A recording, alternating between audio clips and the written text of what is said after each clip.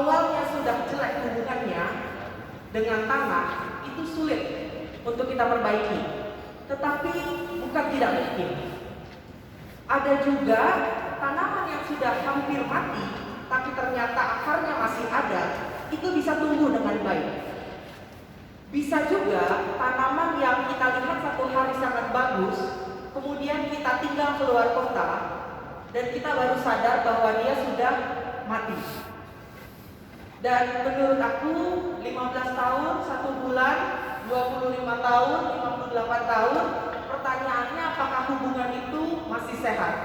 Karena rumah tangga yang berpusat kepada Kristus, utamanya adalah kita harus cek dulu, rumah tangga itu masih satu atau sebenarnya sudah pisah?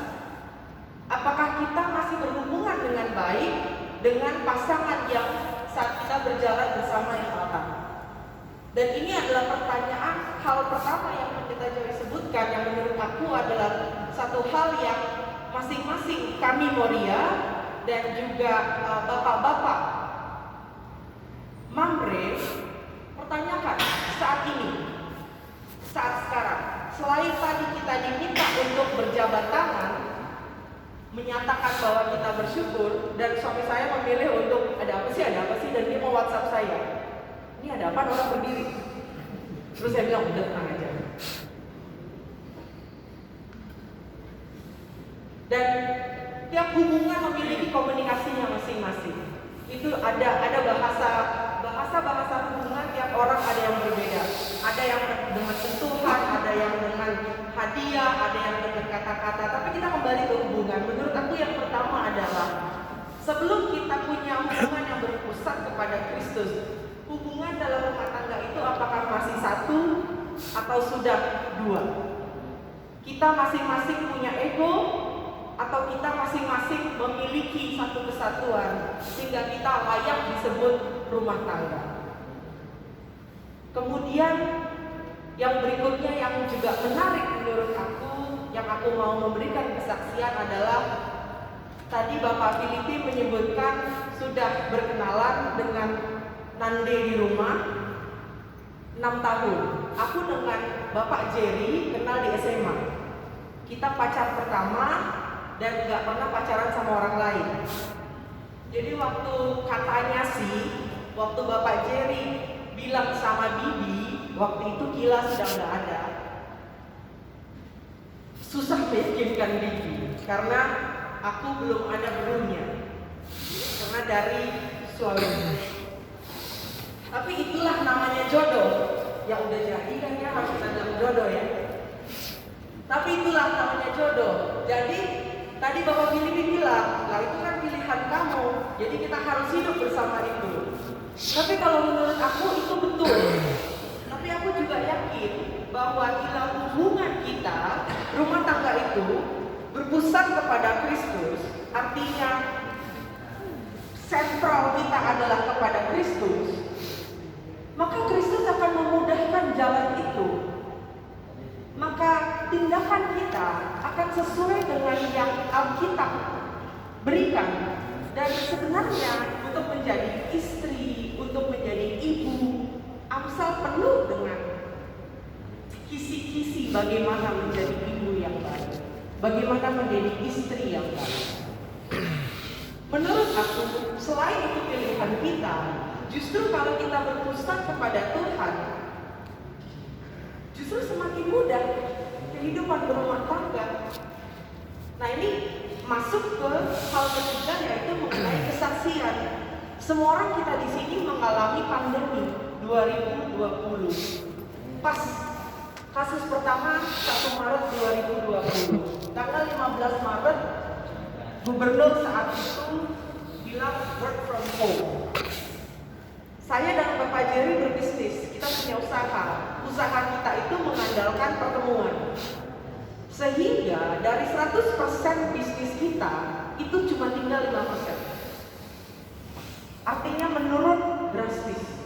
Dan semua dari kita mungkin mengalami, saya juga nggak tahu, mungkin ada yang tidak mengalami pandemi yang berdampak kepada keuangan. Tadi saya soalnya mencoba mencari definisi rumah tangga di Google. Dan menarik, kalau kata Google, rumah tangga itu satu orang atau sekelompok orang yang tinggal dalam satu rumah atau bangunan yang makan dari dapur yang sama. Lucu ya definisinya. Ternyata makan adalah bagian dari rumah tangga. Artinya apa? Finansial adalah bagian dari rumah tangga. Jadi itu pengaruh ke kesehatan rumah tangga. Nah, saat pandemi ini adalah satu hal yang menarik yang saya mau kasih kesaksian. Bersyukur kepada Tuhan bahwa saya dan Bapak Jerry itu kita dalam mengelola rumah tangga memang bukan mau dibilang berpusat, enggak enak juga bilang berpusat, gimana ya?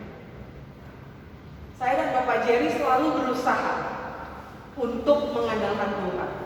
Sehingga saat pandemi itu kita berdoa dan kita tanya apa yang harus kita lakukan. Singkat cerita, 3 bulan berlalu, kehidupan tidak berubah.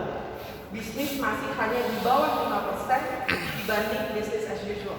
Jadi kalau bisnisnya 100% biasanya running, itu hanya kurang dari 5%. Tapi kata Tuhan satu, jangan panik.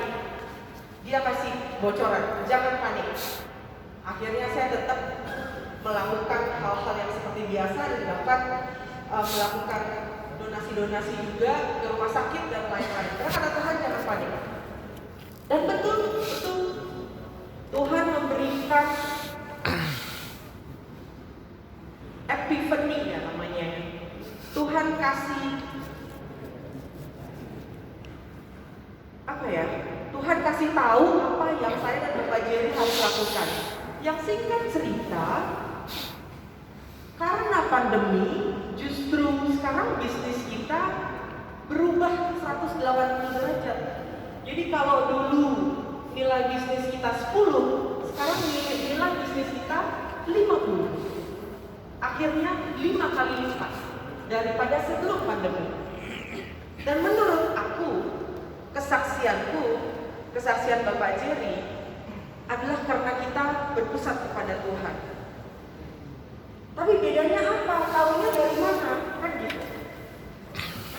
Taunya adalah karena dalam perjalanan tersebut Tuhan mengamini apa yang Tuhan berikan dalam doa-doa kita.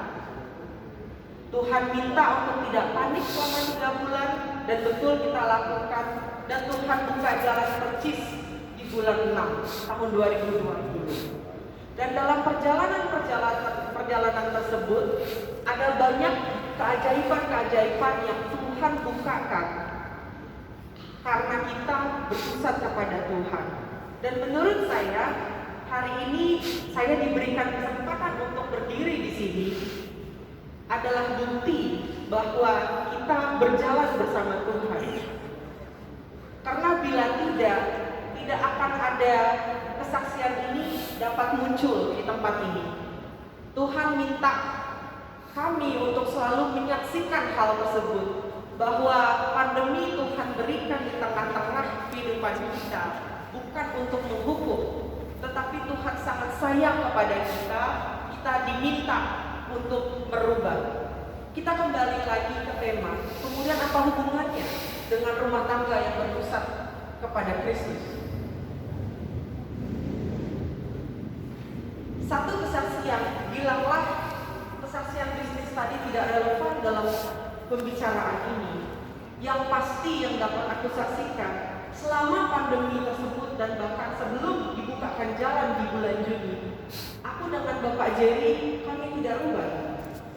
Kami tidak berargumen dan kami tidak saling panik. Karena kita satu.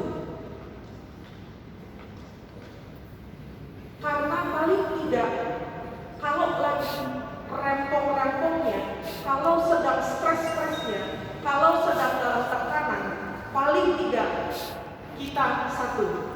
Sehingga siapapun lawan kita bisa hadapi bersama. Kita kompak. Jadi kesaksian aku kalau boleh adalah apa yang kita rumah tangga yang berpusat pada Kristus. Kita sudah mengenal siapa Tuhan kita. Kita tahu bagaimana cara berpusat kepada Tuhan, karena itulah kita semua berada di rumah Tuhan. Ini adalah pilihan. Jumat malam sudah capek, kita berada di rumah Tuhan, pilihan. Pertanyaannya, rumah tangga ini satu atau dua? Dan kalaupun kita menjadi satu, itu pilihan karena kita takut sama Tuhan, karena kita takut akan Tuhan, atau karena kita pasrah. Nah, kalau kita memang berpusat kepada Tuhan, maka rumah tangga itu harus satu.